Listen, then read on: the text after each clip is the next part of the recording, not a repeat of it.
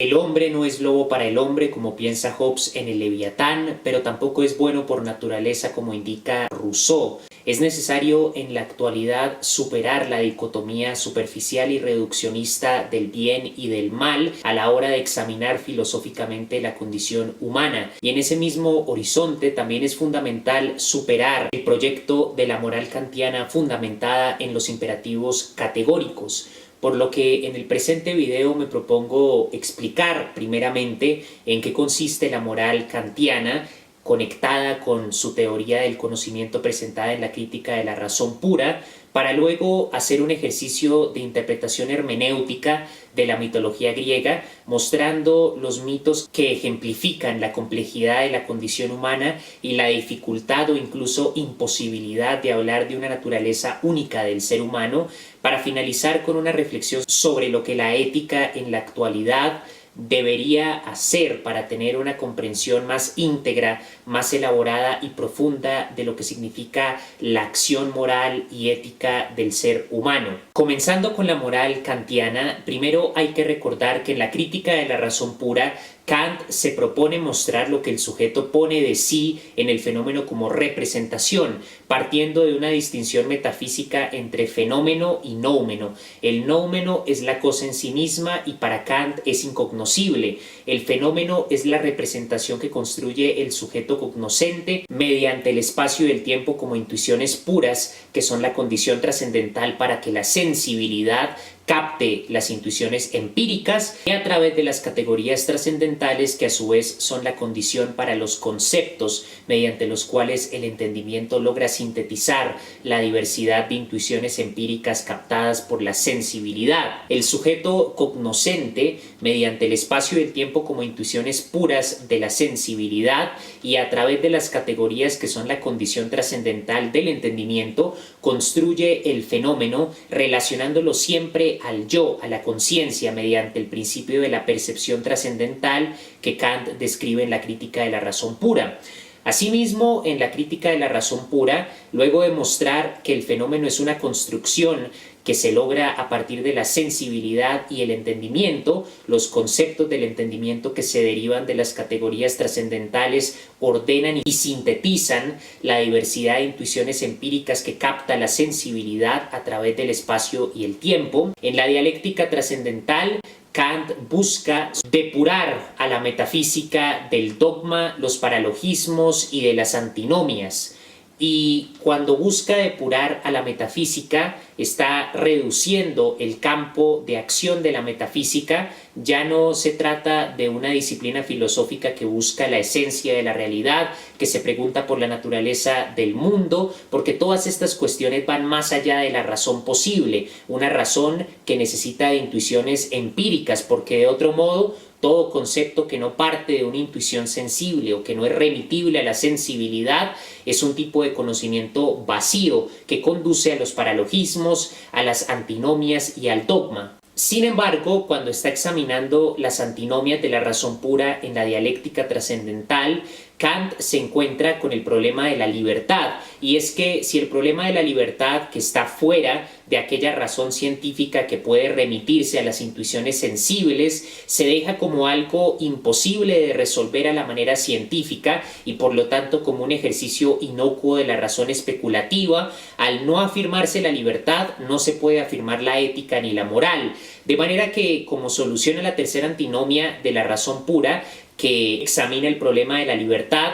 Kant hace una distinción entre noumeno y fenómeno ahora en el ser humano, es decir, el noumeno es el ámbito en el cual el ser humano actúa por medio de su voluntad y es libre, mientras que el fenómeno yace condicionado por el determinismo de las leyes newtonianas. Recordemos el impacto de la física newtoniana para el pensamiento ilustrado del siglo XVIII. Habiendo aceptado la libertad al hacer esa distinción entre el ámbito nouménico del ser humano y el determinismo que impera en el plano fenoménico, Kant fundamenta una moral basada en unos principios a priori análogos al espacio y el tiempo en la sensibilidad o a las categorías trascendentales en el entendimiento, que van de manera anterior a la experiencia a determinar la forma de actuar moralmente. Recordemos que Kant es el primero en consolidar, según Foucault, una antropología, porque se pregunta qué es el hombre, y para responder esa pregunta hace la pregunta de qué puede conocer, que responde en la crítica de la razón pura en el ámbito de la teoría del conocimiento, qué me cabe esperar, ¿qué debo hacer?, que es la pregunta propiamente que responde en la fundamentación de la metafísica de las costumbres, y es propiamente el problema de la moral. Sin embargo, en la crítica de la razón pura, Kant reduce el sujeto, reduce la subjetividad del sujeto cognoscente únicamente a la sensibilidad y el entendimiento, y con eso comete el mismo error que cometió Descartes en la distinción entre res cogitans y res extensa, al considerar las pasiones, lo existencial y ontológico que produce la religión y el mito como formas de representar la condición humana frente a la vida, la muerte y el mundo, como aquello por extensión relegado a un segundo plano, a lo especulativo, a lo irracional incluso, y al reducir la subjetividad de este modo, piensa una moral en el sentido autoritario e incluso dogmático de una razón universal a priori. Nietzsche critica sobre todo el imperativo categórico visto como una máxima moral que no necesita de la experiencia, que es anterior a la experiencia. Luego reduce la condición humana a una razón anterior a la experiencia, siendo que la complejidad de la condición humana imposibilita hablar de una naturaleza humana. Como en el existencialismo de Sartre, la esencia es posterior a la existencia, y como en la ontología de Heidegger, el hombre es arrojado al mundo, el Gewoffenheit,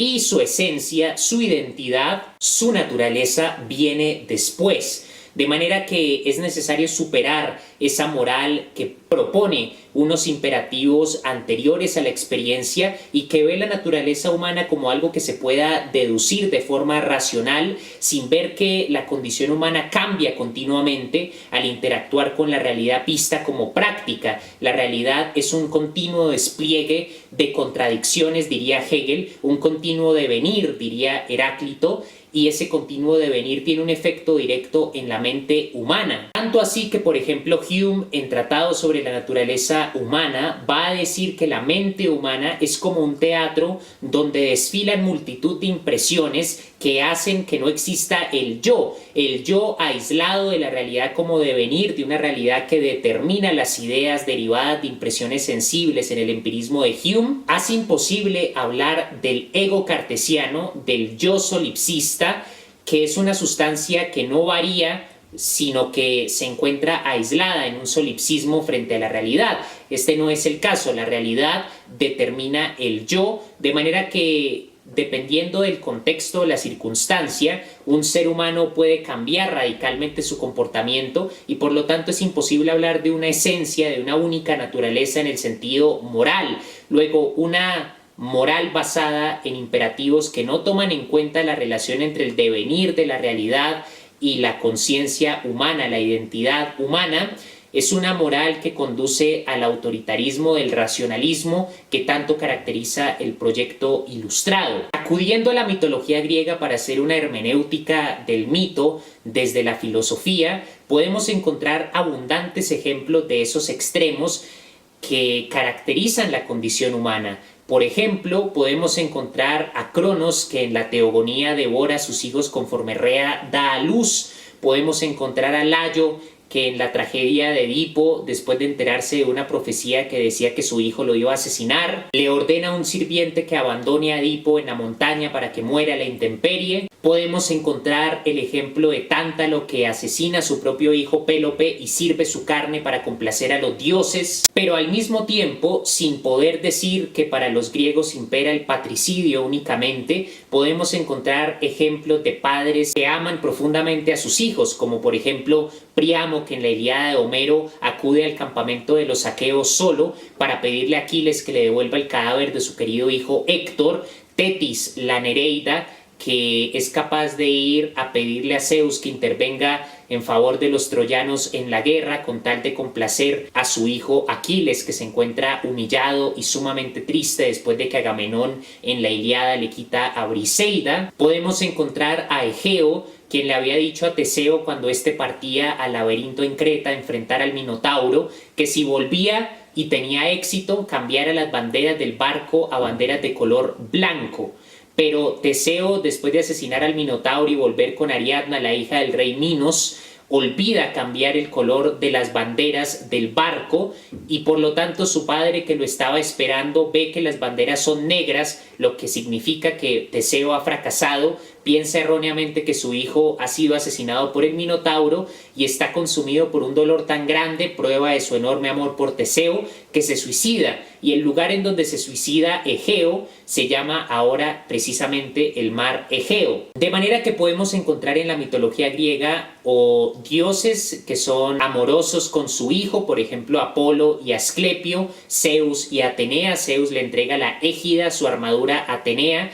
y la considera como su favorita entre sus hijos, pero también podemos encontrar ejemplos de reyes, dioses, titanes, que tienen un comportamiento tiránico con sus hijos, Cronos, Layo, Tántalo, entre muchos otros. Podemos encontrar, por ejemplo, que en Atenea hay solidaridad con sus héroes cuando ayuda a Ulises a volver a Ítaca, transformándolo en un anciano, y en general toda la ayuda que le brinda a lo largo de la Odisea, la ayuda que le da a Diomedes Tideo en la Ilíada, la ayuda que le da a Aquiles para evitar que Aquiles mate a Agamenón también en la Ilíada. Pero al mismo tiempo, aunque Atenea ha ayudado a Heracles, a Jasón, a diferentes héroes, también muestra inclemencia y brutalidad, como por ejemplo en el mito de Medusa. Zeus, por ejemplo, muestra justicia cuando libera a sus hermanos que se encontraban en el vientre de Cronos, cuando se divide la tierra con Poseidón y Hades,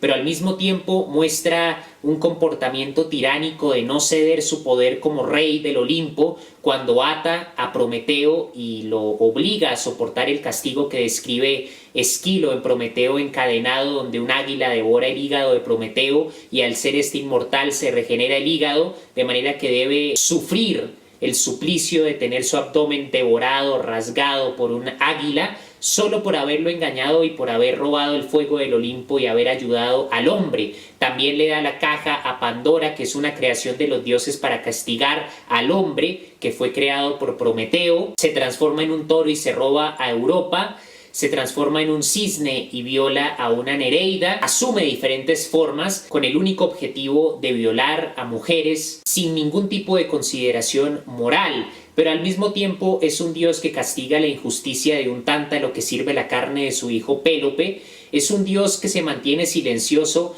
sabiendo que fue Hera la que poseyó a Heracles y sin embargo lo obliga a redimirse por un crimen que realmente no cometió, siendo Hera la que lo poseyó y lo obligó en su locura a matar a su propia familia. Pero al mismo tiempo es un dios que castiga otros tipos de injusticia, de manera que Zeus no es un dios completamente bueno como el dios que predica el Nuevo Testamento, sino es un dios que es tiránico, un violador, un déspota en todo el sentido de la palabra, en ciertos contextos, quizás en la mayoría, pero en otros contextos es un Dios que defiende la justicia, es un Dios que ama a sus hijos, como lo muestra cuando se entristece por la muerte de uno de sus hijos en la Ilíada. Y en la mitología griega, por lo tanto, podemos ver la complejidad de la condición humana, que en ciertos contextos puede tender hacia la violencia, hacia la agresión, y en otros contextos hacia la solidaridad y la empatía, sin haber nunca una absoluta bondad, una perfecta justicia o una absoluta maldad.